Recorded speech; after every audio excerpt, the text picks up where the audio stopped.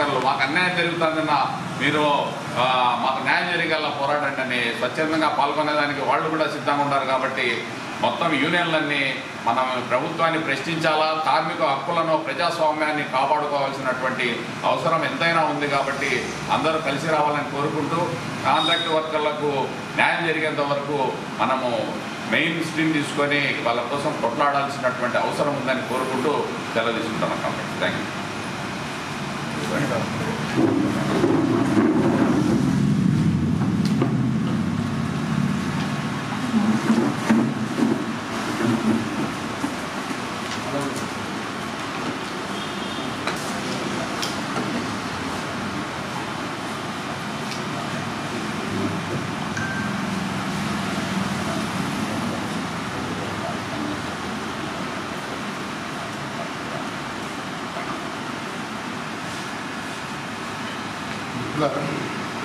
ఏవి Nageswara Rao, general secretary, United Electricity Contract workers.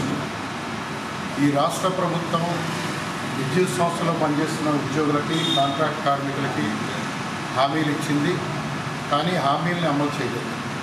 Contract కార్మికులకు సంబంధించి డైరెక్ట్ పేమెంట్ ఇస్తామని, అందరినీ కూడా రెగ్యులర్ చేస్తామని చెప్పారు.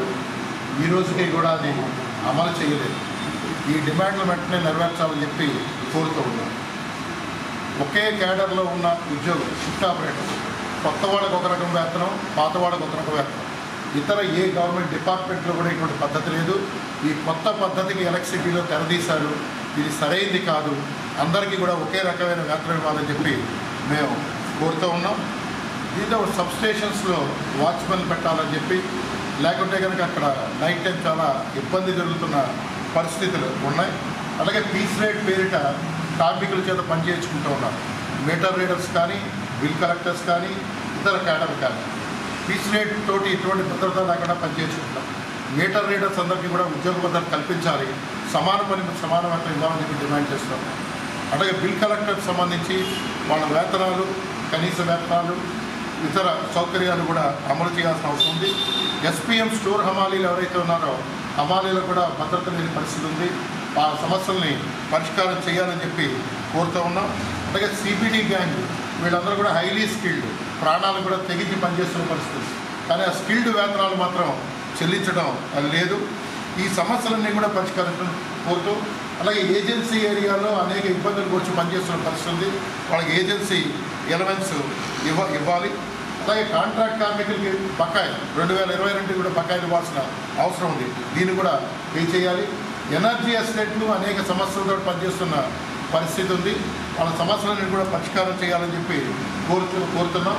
ఇవాళ రాష్ట్ర ప్రభుత్వం నిర్దిష్టంగా ఏదైతే హామీలు ఇచ్చిందో దాని ప్రకారం కాంట్రాక్ట్ కార్మికులందరినీ కూడా రెగ్యులరైజ్ చేయాలని, సమాన పనికి సమాన వేతనం ఇవ్వాలని, పీస్ రేట్ కార్మికులందరి సమస్యలు కూడా పరిష్కారం చేయాలని చెప్పి డిమాండ్ చేస్తూ ఆందోళన కార్యక్రమాలు కూడా పిలుపునిస్తున్నాం. ఈ ఆందోళన కార్యక్రమంలో భాగంగానే రేపు 2వ తారీఖున డివిజనల్ ఆఫీస్ ముందర పెద్ద ఎత్తున నిరసనలు తెలియజేయడం, 5వ తారీఖున కలెక్టరేట్ వద్ద కార్యక్రమాలు, 8వ తారీఖున సిఈ ఆఫీసుల దగ్గర, అలాగే జనరేటింగ్ హెడ్స్ దగ్గర వీటన్నీ కూడా నిరసన కార్యక్రమాలు ఉంటాయి. 12వ తారీఖున విజయవాడలో రిలే ఫాస్ట్లు. సమస్యలు కనుక పరిష్కారం చేయకపోతే మరింత పెద్ద ఎత్తున విద్యుత్తులో ఉన్న ఉద్యోగులు, కార్మికులు మొత్తం అందరూ కూడా ఆందోళన మాట పట్టాల్సి వస్తుంది.